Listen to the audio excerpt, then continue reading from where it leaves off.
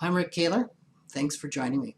In a couple of recent columns, I discussed two reasons why you don't need to worry about the possibility of Congress defunding Social Security. The first reason was just the sheer unlikelihood of Congress and the President ending the Social Security payroll tax that funds the program. The second was, in the case they did, the option which exists for Congress to fund Social Security directly instead of through the payroll tax. So several readers were shocked by my statement that Social Security funding could come from general tax revenue, with any shortfall coming from money that the Treasury would borrow from the Federal Reserve, which would create or print the necessary funds. The federal government has the ability to create as many dollars as it needs, because in 1971, under President Nixon, the link between the US dollar and the government's supply of gold was severed. This gives us what is called a fiat currency, which is used as a medium of exchange, but doesn't have any intrinsic value. You can't take the dollar into the Treasury and exchange it for silver, as in the past. They used to be called silver certificates. You could take your dollar in and get a silver dollar or gold. So here's a reality of fiat money in the fiat money system.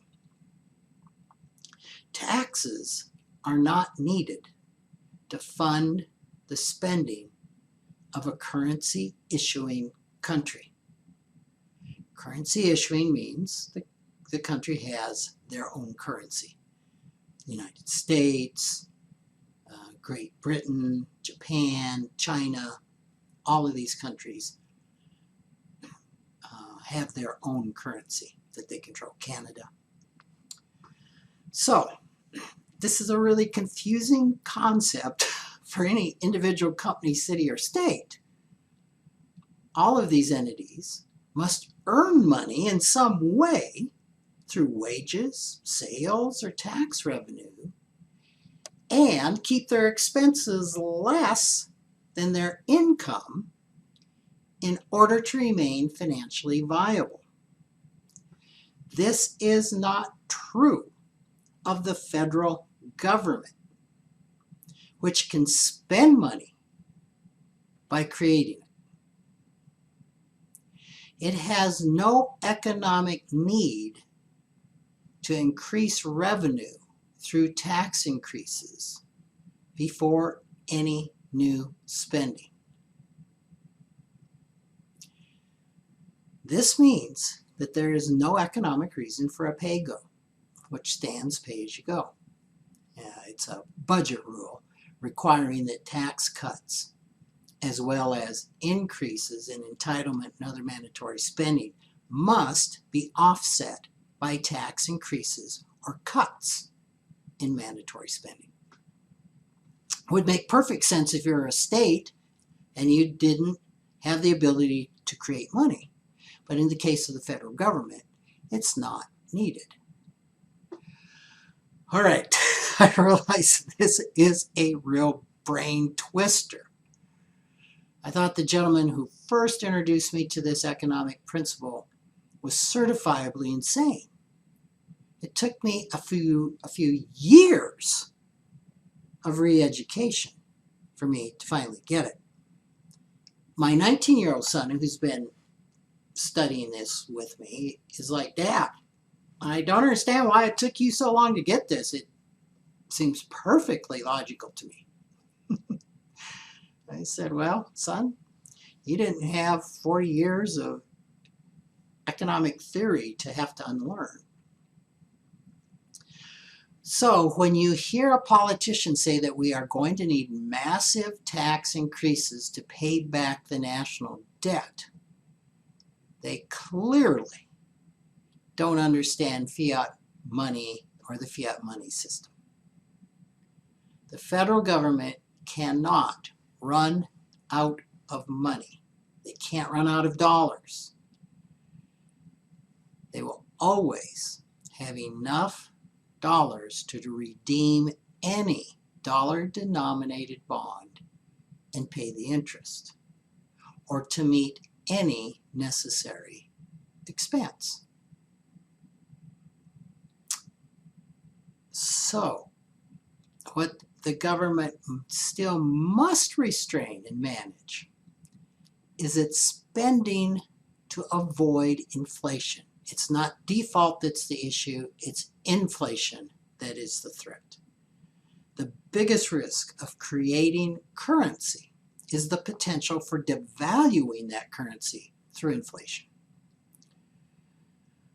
Now, this risk is higher during times of high employment and production, when creating more dollars can create the three components of inflation: too many dollars, increased demand for goods and services, and no corresponding increase in the available amount of goods and services.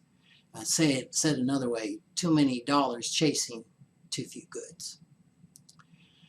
During poor economic times, creating more dollars to put people back to work can increase the supply of goods and services as well as the demand. In this case, this is less likely to increase inflation. As the economy improves, higher interest rates and increased taxes can both serve to dampen inflation. Taxes also serve to significantly influence social policy. So I'm not suggesting we wipe out taxes. What I am saying is the government doesn't need the tax revenue to create money to spend. And what I am also saying is, therefore, tax policy is very political. It's social policy.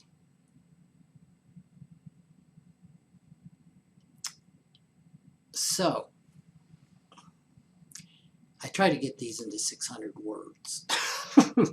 And this is such a big topic. I think the important thing is that an economy based on a fiat currency is often associated with more progressive or liberal agendas, because you're more likely to hear liberal politicians calling for increased spending and conservative politicians warning of deficits and the need to balance the budget.